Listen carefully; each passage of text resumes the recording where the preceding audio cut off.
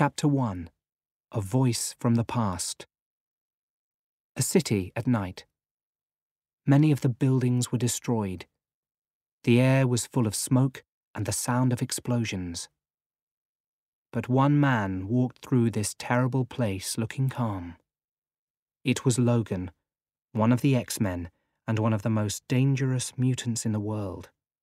In a fight, he could use the long metal claws in his hands, claws that could cut through anyone or anything.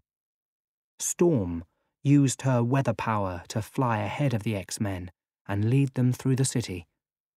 Suddenly, a strong light shone down and there was an explosion. Pieces of metal flew towards Rogue, but Colossus moved quickly. Using his power, he made his whole body metal. Then he reached out and held Rogue. She was able to take the power of any mutant she touched. Immediately, she became metal too. Logan wasn't so lucky. The flying metal hit him right in the face, but he didn't care. His body had the power to heal itself immediately. Two more young X-Men were following behind them, Bobby Drake and Kitty Pryde. Suddenly, a piece of metal shot towards the two teenage mutants. Quickly, Bobby turned and shot ice at the metal, and it fell to the ground. But another piece of metal was right behind the first. Kitty cried out and held Bobby close. Her power allowed things to go straight through her body, and when she touched another mutant, they could use her power too. The piece of metal went straight through their bodies without any pain. Quickly, Bobby turned and used his power. He held up his hand and shot ice at the metal. It fell straight to the ground. Storm found Logan resting against a car. "They're killing us out here," she said. "These kids aren't ready yet," Logan replied. Suddenly, Storm jumped forward and pushed him to one side. Moments later, a huge metal foot crashed down and destroyed the car. The enemy had seen them. Now, lights were shining down, and something was moving towards them. Something really big. "Stay together!" Storm shouted to the others. "We move as a team." "Good luck with that," said Logan. He was getting tired of all this. Snicked. His metal claws were out and ready. "Throw me," he said to Colossus. "Logan, don't do it," began Storm. But Colossus had already turned his body to metal. He picked Logan up easily and threw him towards the enemy in the dark. The X-Men heard the sound of Logan's claws. Then, moments later, something fell to the ground. A huge metal head. The enemy was destroyed. A moment later, the city around them disappeared. The walls of the danger room were all the X-Men could see now. Professor Xavier had built this place for the X-Men to train in. The room was in his school in Westchester, but it could look like anywhere in the world. "Hey, Colossus," said Logan. "Nice throw." As they left the danger room, Storm spoke angrily to Logan. "What was that? I was trying to teach them something." "Well, I taught them something," Logan joked. But Storm wasn't smiling.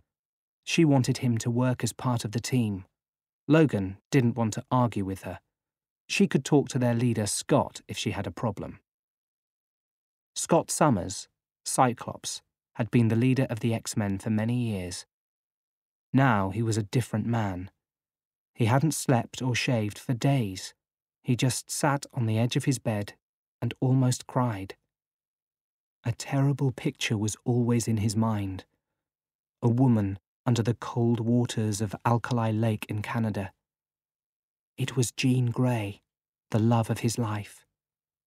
She had died in Alkali Lake to save the other X-Men. And then he heard a whisper in his mind. It was Jean.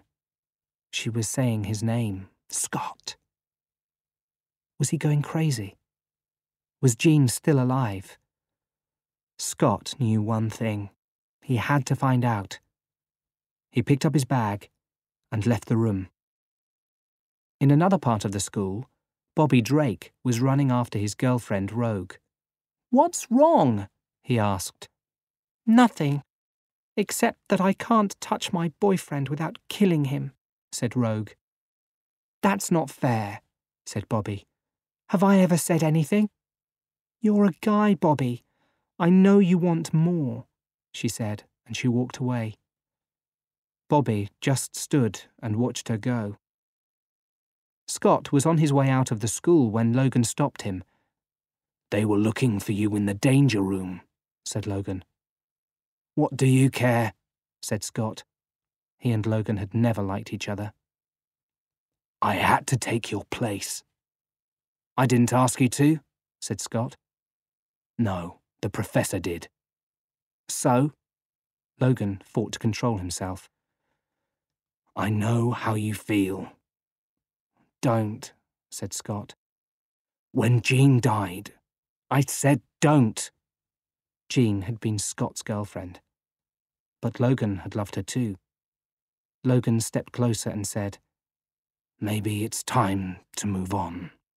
"Not everybody heals as fast as you," said Scott. With these words, Scott pushed past Logan and out of the school. Moments later, he was on his motorbike, on his way to Alkali Lake.